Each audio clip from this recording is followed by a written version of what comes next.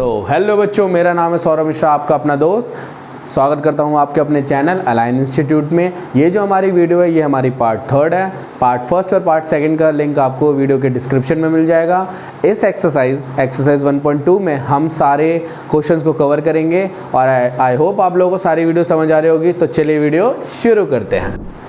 जैसा कि ये जो एक्सरसाइज है ना, इसका क्वेश्चन नंबर 1 है। एक बार रीड कर लेता हूँ मैं कि prove that root 5 is irrational number. अब आपको थोड़ा बहुत याद आ रहा होगा कि सर पार्ट 1 में तो आपने हमें सिखाया था कि रूट 5 को कैसे इरेशनल प्रूव करना है, मतलब किसी भी रूट नंबर को कैसे इरेशनल प्रूव करा जाता है, ये आपने सिखाया था। बट अब ये पूरी एक्सरसाइज बेटा इसी पे है कि पहले हम उसे एज्यूम करेंगे, फिर हम बोल देंगे कि हमने गलत एजम्पशन करा था, उसकी वजह से ये इरेशनल नहीं रेशनल है, ये सारी चीज़ें करेंगे। तो ठीक है, चलो क्वेश्चन शुरू करते हैं। देखो बड़े प्यार से हमें क्या लिखना है कि वही अपनी प्यारी सी लाइन जो थी कि let us assume the contrary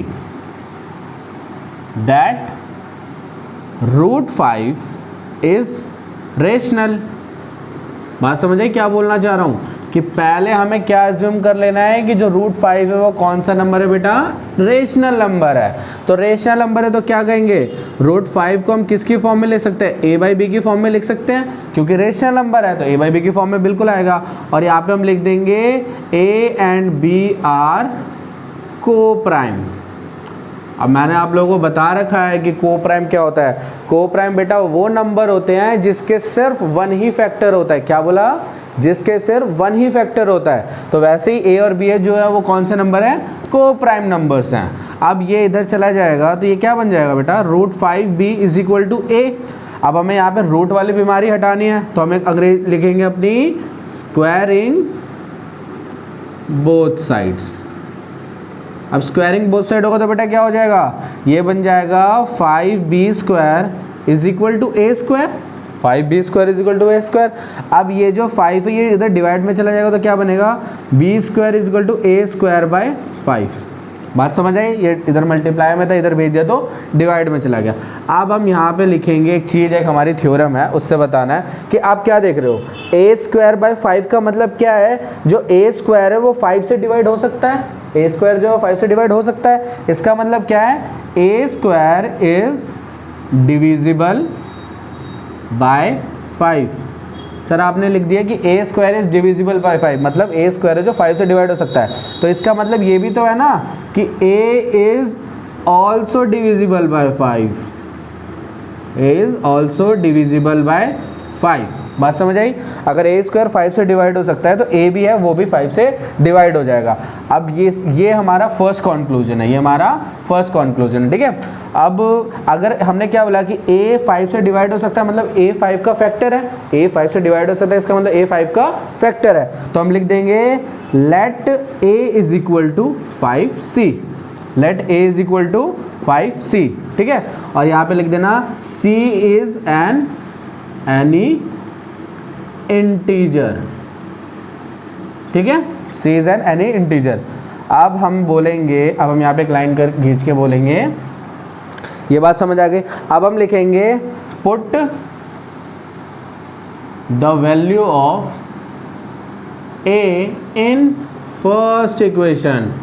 first equation कहाँ दिख रही है, जो हमारी इक्वेशन थी यही हमारी कौन सी इक्वेशन है, फर्स्ट इक्वेशन। और a की वैल्यू अभी सर आपने बताई a is equal to 5c, तो हम लिखेंगे first equation 5b square is equal to a square.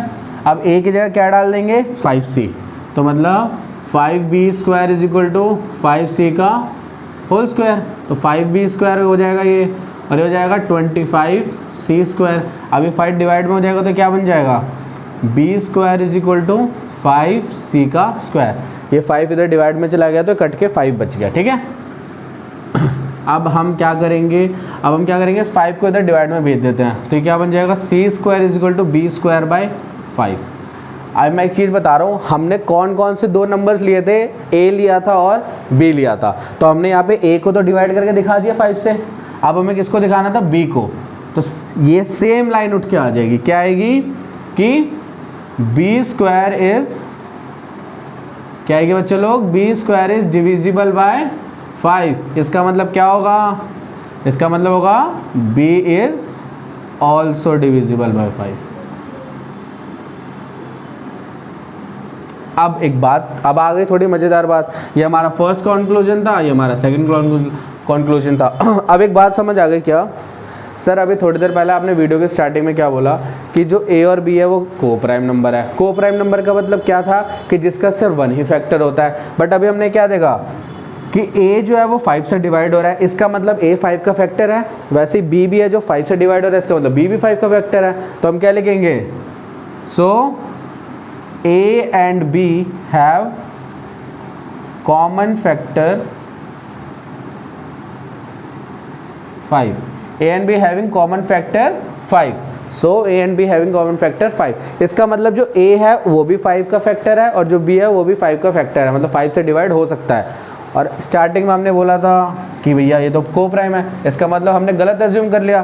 तो हम यहाँ पे लिख देंगे so this contradiction is arisen due to our wrong assumption. Wrong assumption क्या भाई? रॉन्ग अजम्पशन वही ना कि रूट 5 जो है वो एक रेशनल नंबर है। रेशनल नंबर का मतलब ए और बी को प्राइम है, बट यहाँ तो हमें पता चला कि ए और बी को प्राइम नहीं है। तो जब ए और बी को प्राइम नंबर नहीं है, इसका मतलब रूट 5 कौन सा नंबर नहीं है? रेशनल नंबर नहीं है। तो देयरफॉर जब रूट 5 रेशनल नंबर नहीं है तो क्या बनेगा? Root 5 is irrational number.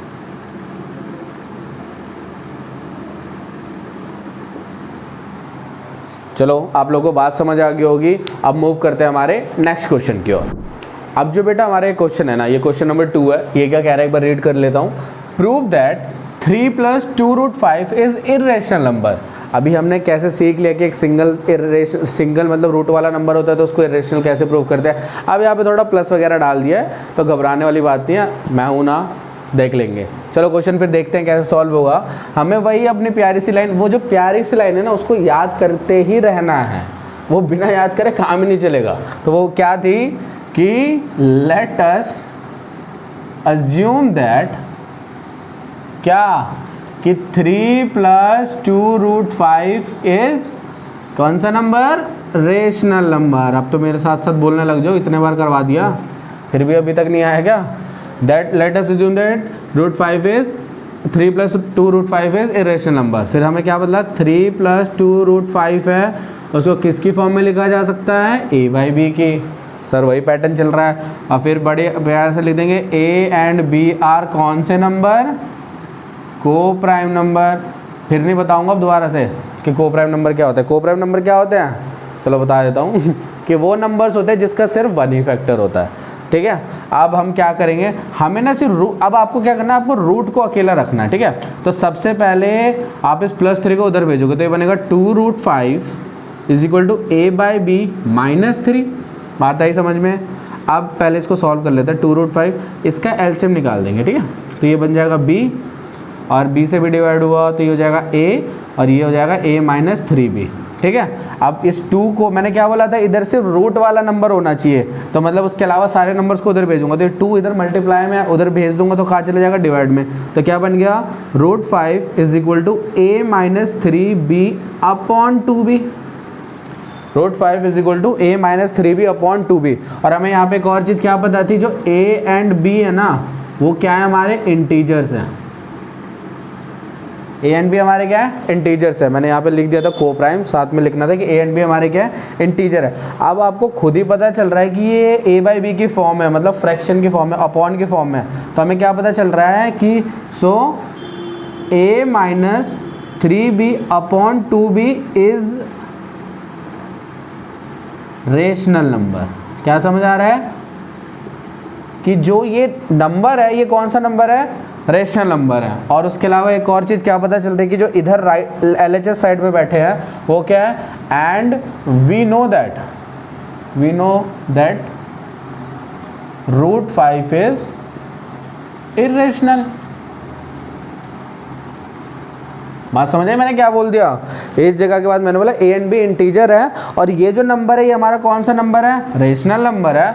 और रूट 5 क्या है? इर्रेशनल नंबर है। तो कभी भी एक irrational number is not equal to rational number होगा।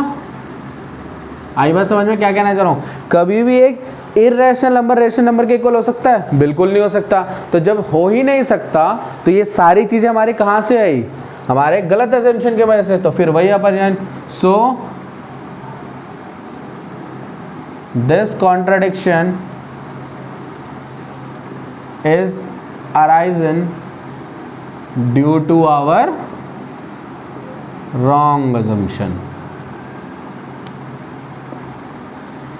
therefore क्या, therefore यही तो हुआ ना कि जब ये पूरा एक रेशनल नंबर नहीं है तो ये क्या बना? therefore 3 + 2√5 is irrational number। ठीक है, तो अब मूव करते हैं हमारे नेक्स्ट। अब जो हमारे क्वेश्चन नंबर 3 है ना, इसके 3 पार्ट है। तो पहला पार्ट क्या बोल रहा है? सेम वही है, सारी वही चीज़ है कि सबको इरेशनल प्रूफ करना है, तो डरने वाली बात नहीं है, हम लोग हैं यहाँ पे ही। कि थर्ड क्वेश्चन का फर्स्ट पार्ट क्या कह रहा है कि prove that the following are irrational. तो उसका फर्स्ट पार्ट है 1/√2। तो डरना नहीं है, बस वही चीज़ अपने अपनाते जानी है। क्या कि let us assume the contrary that 1/√2 is क्या? Rational number. कौन सा नंबर बेटा? Rational number. तो 1/√2 इज रेशनल नंबर। तो हम क्या 1/√2 को किस फॉर्म में लिख सकते हैं भाई? a/b की फॉर्म में। और इधर डब्बे में मैं लिखता हूँ ना, ऐसे बेकार में नहीं लिखता, इसको लिखना पड़ेगा पेपर में। a एंड b आर को प्राइम नंबर। कौन सा नंबर? को प्राइम नंबर। और यहाँ एक और चीज़ भूल गया था कि a and b are integers. ठीक है, इंटीजर भी है, पॉजिटिव नेगेटिव। अब हमें क्या करना है? हमें रूट को अच्छे से करना है। तो अगर मैं इसका क्रॉस मल्टीप्लाई करूंगा तो ये बन जाएगा b = √2a। ये इधर चला गया, इधर चला गया, तो हो गया ना, ये इधर जाके मल्टीप्लाई हो गया, इधर चला गया, तो b = √2a। अब मैंने क्या बोला? रूट को हमें अलग करना है। तो रूट के अलावा a को इधर डिवाइड में कर दूंगा तो क्या हो जाएगा? b/a = √2। b/a = √2। अब इससे क्या समझ आ रहा है? वही लास्ट वाले क्वेश्चन में जो हमने करा था, क्या कि सर जो a और b है वो इंटीजर है, a और b इंटीजर है, इसका मतलब ये जो है सो b/a is rational number. b/a कौन सा नंबर है? रेशनल नंबर है। और क्या? और जो एंड वी नो दैट, एक ही चीज बार बार बोलने पड़ रही है कि we know that √2 is irrational number. √2 is irrational number. और हमें पता है क्या बच्चा लोग कि कभी भी एक रेशनल नंबर एक इरेशनल नंबर के इक्वल हो ही नहीं सकता। तो इसका मतलब क्या हो गया? Irrational number is not equal to rational number. So वही अपनी line, this contradiction is arisen due to our wrong assumption। बात समझ आई मैं क्या कहना चाह रहा हूं? कि हमारा इसमें √2 इधर आ गया था, फिर हमने बोला कि b/a क्या है? एक रेशनल नंबर है, और √2 क्या है? इरेशनल नंबर है। और कभी भी एक इरेशनल नंबर रेशनल नंबर के इक्वल नहीं हो सकता। तो इसका मतलब ये सारी चीज़ें हमारी कहाँ से हुई थी? हमने जो a और b को को प्राइम माना था, और उसके साथ साथ हमने क्या बोल दिया था कि एक रेशनल नंबर है, बट ये सब हमारा गलत अजम्पशन था। So this contradiction is arisen due to our wrong assumption. Therefore क्या बच्चा लोग, क्या रेशनल है तो क्या होगा? Therefore 1/√2 is irrational number. इतने बार रूट हो गया ना, रूट नसों के अंदर घुस चुका है। अब तो तुम्हें एकदम याद हो जाना चाहिए, ये इतना रूट कर दिया गया। सेम ही मेथड है, बस नंबर्स का फर्क आ रहा है, बट कोई नहीं, मैं तो सारे क्वेश्चन कराऊंगा। अब मूव करते हैं हमारे नेक्स्ट क्वेश्चन की ओर। अब जो हमारा ये ना, ये हमारा सेकंड पार्ट है, थर्ड क्वेश्चन का सेकंड पार्ट है। वही सेम चीज़ बोलनी है, बट इस बार नंबर्स का फर्क हो गया। हमें फिर से वही चीज़ चलनी है बेटा, वही एकदम रूट नसों में घुस चुका, रूट करते करते। क्या 7/√5 इज इरेशनल नंबर, मतलब इरेशनल को प्रूव करना है इसे। तो लिखेंगे वही चीज़, अब तो मेरे साथ साथ भी रटने लग जाओगे। Late us assume the contrary that क्या 7/√5 इज रेशनल नंबर। क्या बेटा, is rational number. Rational number है तो क्या लिख सकते हैं इसको बच्चों लोग, 7 into root 5 is equal to a by b. फिर वही ज्ञान, a and b are integer and coprime numbers. क्या नंबर्स, को प्राइम। ये समझ नहीं आ रहा होगा, समझ जाना, वही जो पीछे स्किप करके देख लेना, आगे बढ़ा के या पीछे करके कि क्या लिखा है, a and b are integers and coprime number. अब हमें क्या पता है, मैंने क्या बोला, रूट को हमेशा अकेले करना है, तो ये डिवाइड में चला जाएगा, तो ये क्या बन जाएगा, root 5 is equal to a upon 7b। Root 5 is equal to a upon 7b। अब हमें क्या पता है, ये फ्रैक्शन फॉर्म में है, फ्रैक्शन फॉर्म में तो हम लिखेंगे so A upon root 7b is a rational number. कौन सा नंबर है, रेशनल नंबर। एंड क्या, एंड भाई अब इधर की भी जगह यूज़ करूँगा बार बार। एंड ये कौन सा नंबर है हमारा, रेशनल नंबर है। एंड वी नो दैट, अब तुम ही बोल लो थोड़ा देर, वी नो दैट क्या, रूट 5 इज इरेशनल नंबर। और फिर वही बात कि ये कभी भी एक इरेशनल नंबर, कभी भी एक इरेशनल नंबर रेशनल नंबर के इक्वल नहीं हो सकता। तो ये सारी चीज़ हमारे गलत अजम्पशन है। सो वही चीज़, this contradiction is arisen due to our wrong assumption. क्या, due to our wrong assumption.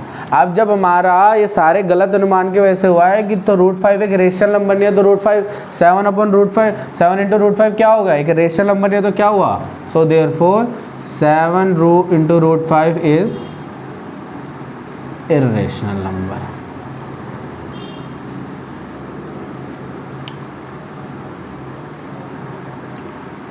आ गई बात समझ में। अब ये हमारा सेकंड पार्ट था, अब एक और थर्ड पार्ट करना है, तो चलो उस क्वेश्चन की ओर बढ़ते हैं। अब जो हमारा ये है ना, ये क्वेश्चन नंबर 3 का लास्ट पार्ट है, तो इसमें वही चीज़ है। अब ये नंबर है तो वह हमारी वही सेम लाइन स्टार्ट करते हैं कि let us assume the contrary that, क्या बेटा, 6 plus root 2 is rational number. कौन सा नंबर, रेशनल नंबर। ठीक है, तो 6 प्लस रूट 2 किस फॉर्म में लिखा जा सकता है, ए बाई बी की फॉर्म में लिखा जा सकता है, जहाँ पे ए एंड बी आर को प्राइम नंबर है। कौन सा नंबर है भाई, को प्राइम नंबर है। ठीक है, अब मैंने क्या बोला हमेशा कि रूट को अकेले करना है, मतलब रूट को हमेशा छोड़ना है, तो बाकी सारे नंबर्स को उधर भेजते रहेंगे। तो ये बन जाएगा root 2 is equal to a by b minus 6, a by b minus 6। अब इसका क्या निकाल देंगे, सॉल्व कर देंगे, तो ये बन जाएगा root 2 is equal to b का बी को बी से डिवाइड किया आ जाएगा ए माइनस ये 1 आएगा, तो ये हो जाएगा 6b। ठीक है, ये 6 है और ये b है। ठीक है, तो a minus 6b upon b। और हमें पता है, सो हमें क्या पता था यहाँ पे एक और लाइन कि a एंड b है ना, वो दोनों क्या, a and b are integers. तो जब a और b इंटीजर है तो इसका मतलब ये सारा क्या है, एक रेशनल नंबर है। So we get a minus 6b upon b, a minus 6b upon b is क्या, is rational number, is rational number. And we know that what root 2 is irrational number.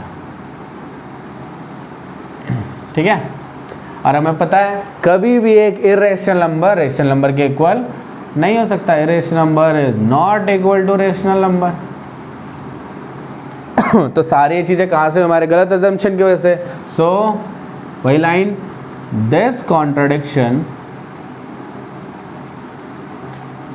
is arisen due to our wrong assumption। और जब हमने गलत अनुमान लगा लिया था कि 6 प्लस रूट 2 एक रेशनल नंबर है, गलत स्पेलिंग लिख दी थी, रेशनल नंबर है, तो जब 6 प्लस रूट 2 एक रेशनल नंबर नहीं है तो क्या होगा, therefore 6 plus root 2 is irrational number. चलो भाई अच्छा हुआ, ये हमारे पूरे वीडियो का जो क्वेश्चन नंबर 3 था उसका 3rd पार्ट था, जो कि पूरा लास्ट क्वेश्चन था। आई होप आप लोगों को वीडियो समझ आ रही होगी, और जिन बच्चों को ये वीडियो समझ आ रही है, अच्छी लग रही है, वो इस वीडियो को एक लाइक कर दें और अपने सभी फ्रेंड्स और टीचर्स के साथ शेयर वगैरह कर दें। और जो इस चैनल पे नए हैं वो आप क्या करोगे भैया, आपको अपना प्यार दिखाना है तो आपको क्या करना पड़ेगा, जो इस चैनल पे नए हैं वो इस चैनल को क्या कर लेना, सब्सक्राइब कर देना, ताकि मुझे और ऐसी वीडियोज़ बनाने के लिए मोटिवेशन मिलती रहे। तो ठीक है, थैंक यू।